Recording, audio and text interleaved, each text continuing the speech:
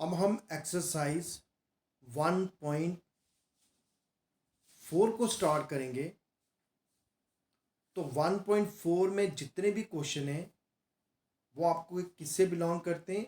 Union, intersection, difference, power set, ठीक है, इन्हीं से बिलोंग करते हैं। तो फर्स्ट क्वेश्चन देखो, find the union of each of the following pairs of sets. तो आपने क्या करना है, इन सेट्स की यूनियन फाइंड करनी है। ठीक है, अब देखो जैसे पहला आपको पार्ट गिवन है, एक्स सेट आपको गिवन है 1 3 5 और वाई सेट आपको गिवन है 1 2 3। मैंने आपको क्या बोला था कि जब भी दो सेट्स की यूनियन करेंगे उसको रिप्रेजेंट किया जाता है यू से, और it is the set of all those elements which are इधर इन ए और इन बी। ठीक है, तो मतलब कि हमने एक्स वाले भी सारे ले लेने, वाई वाले भी सारे ले लेने, लेकिन जो दोनों में कॉमन होगा उसको एक ही बार लेंगे। अब देखो एक्स में एलिमेंट क्या है 1 3 5, वाई में एलिमेंट क्या है 1 2 3। पहले हमने देखा कि एक्स और वाई में कॉमन क्या क्या है, तो एक्स और कॉमन में वाई में दो एलिमेंट कॉमन है, एक है 1 और एक है 3। इसका मतलब इन दोनों एलिमेंट्स को हमने सेट के अंदर एक ही बार लिखना है, दो बार नहीं, क्योंकि कॉमन एलिमेंट को एक ही बार लिखा जाता है। तो आपका एक्स यूनियन वाई क्या बन गया, एक बन गया 1 जो दोनों में कॉमन है, एक बन गया 3 ये भी दोनों में कॉमन है। अब एक्स में और कौन सा बच गया, एक बच गया 5 और एक बच गया 2। तो हमारा एक्स यूनियन वाई क्या बना, 1 3 5 और 2। समझ आ गया सभी को? ठीक है, आंसर देख लेते हैं इसका। ये देखो फर्स्ट पार्ट में एक्स आपको गिवन है 1 3 5, वाई आपको गिवन है 1 2 3। तो एक्स यूनियन वाई किसके बराबर है, 1 2 3 एंड 5। ठीक है, अब आप सेकंड पार्ट पे आ जाओ। सेकंड पार्ट में ए आपको सेट गिवन है AEIOU, और बी सेट आपको गिवन है ABC। अब देखो जो भी इन दोनों की यूनियन होगी उसमें ए सेट के भी सारे एलिमेंट आएंगे और बी सेट के भी सारे एलिमेंट आएंगे, लेकिन जो दोनों में कॉमन होंगे उनको हम एक ही बार लिखेंगे। तो पहले हमने देखना है इन दोनों में कॉमन क्या है। देखो एक दोनों सेट में कॉमन है ए और कोई भी नहीं है, तो ए मैंने क्या कर दिया, सबसे पहले जो ए यूनियन बी आएगा सेट, उसमें सबसे पहले एलिमेंट लिखेंगे ए। अब ए सेट वाले बाकी सारे लिख दो, EIOU, और बी में जो बच गए वो लिख दो बी और सी। तो ए यूनियन बी क्या बन गया, AEIOUBC।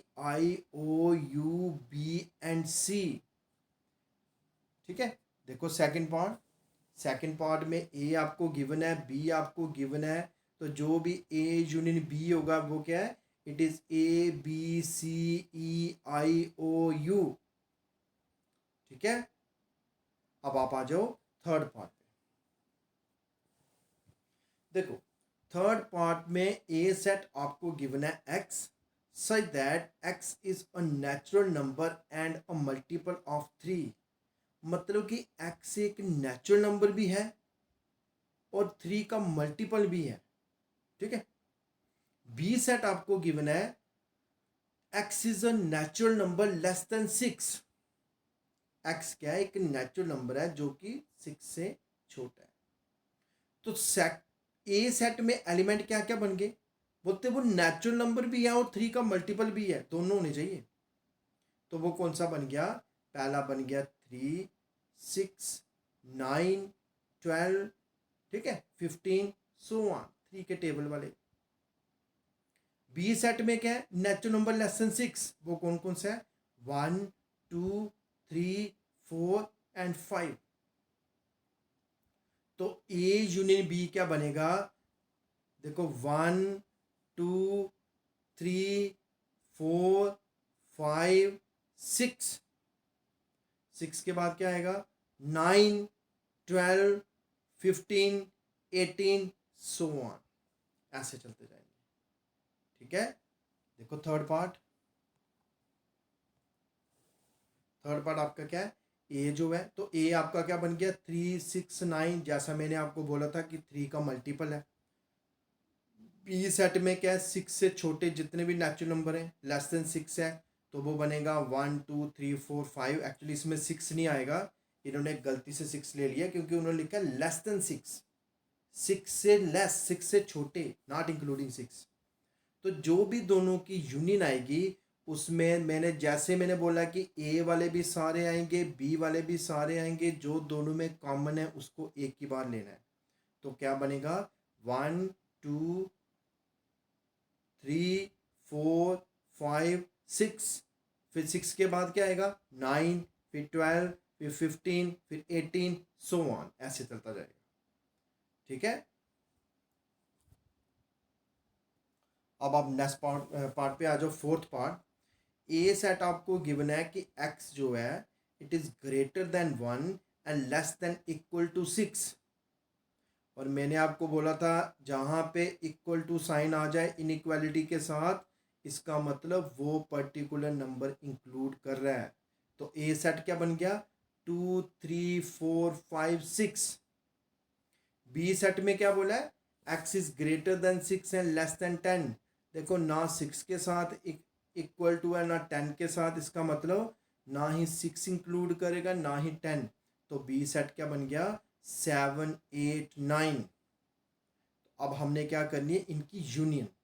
तो ए यूनियन क्या बनेगी, वो क्या बनेगा 2 3 4 5 6 7 8 एंड 9। देख लो फोर्थ पार्ट,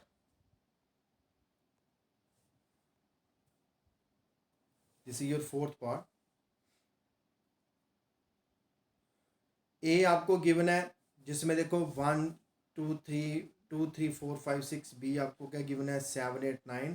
तो ए यूनियन बी क्या बना 2 3 4 5 6 7 8 एंड 9। ठीक है, अब आप देखो फिफ्थ पार्ट इसका। फिफ्थ में ए सेट आपको गिवन है 1 2 3 और बी सेट आपको गिवन है 5।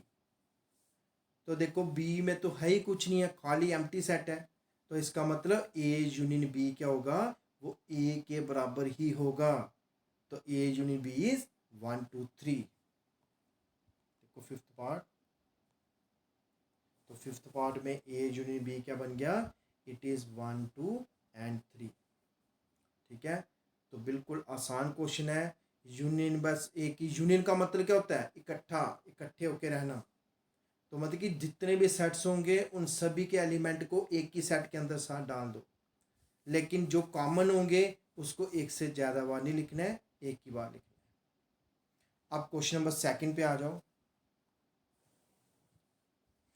क्वेश्चन है ए सेट आपको गिवन है ए बी और बी सेट आपको गिवन है ए बी सी। बोलते क्या ए बी का सबसेट है। तो मैंने डेफिनेशन पे आ जाओ। तो ए बी का सबसेट कब बनेगा, अगर ए सेट के जितने भी एलिमेंट्स होंगे वो सारे एलिमेंट बी सेट में भी होंगे। तो देखो ए में दो ही एलिमेंट है ए बी, तो वो दोनों के दोनों एलिमेंट सेट बी में भी हैं। क्या बी के सारे एलिमेंट ए में हैं, क्या सी ए में है, नहीं। इसका मतलब ए बी का सबसेट है, ना कि बी सी ए का सबसेट। तो उन्होंने पूछा कि क्या ए बी का सबसेट है, तो हमने बोलना yes, A is subset of B. Then बोलते what is A union B, और ए यूनियन बी आपको निकालना आता है। ए यूनियन बी का मतलब ए और बी वाले इकट्ठे कर लो, जो कॉमन है एक वाले को। तो ए यूनियन बी क्या बनेगा, ए बी एंड सी। तो ए बी एंड सी कौन सा सेट है, बी। तो ए यूनियन बी किसके बराबर आ गया, बी के बराबर। याद रखना अगर ए बी का सबसेट होगा तो उनकी यूनियन हमेशा बड़े वाला सेट होगा, हमेशा बड़े वाला सेट। और अगर ए बी का सबसेट होगा, उनकी इंटरसेक्शन हमेशा छोटे वाला सेट होगा। ठीक है, वो हम आगे वाले केस में करेंगे, जब आगे क्वेश्चन करेंगे वहाँ पे देखना कि जब भी ए बी का सबसेट होगा उनकी इंटरसेक्शन हमेशा छोटे वाला सेट है। आप इसी क्वेश्चन को देख लो, ए सेट है ए बी सेट है ए बी सी, तो ए इंटरसेक्शन बी क्या होगा? ए इंटरसेक्शन बी का मतलब common to both A and B. तो ए और बी में कॉमन क्या है? दो ही एलिमेंट है, ए और बी। तो ए इंटरसेक्शन बी क्या होगा? A B, and A B is set A. तो दोनों में छोटा कौन सा है? ए सेट ही ना। तो अगर एक सेट दूसरे का सबसेट है तो उनकी यूनियन हमेशा बड़े वाला सेट होगा और उनकी इंटरसेक्शन हमेशा छोटे वाला सेट होगा। ओके।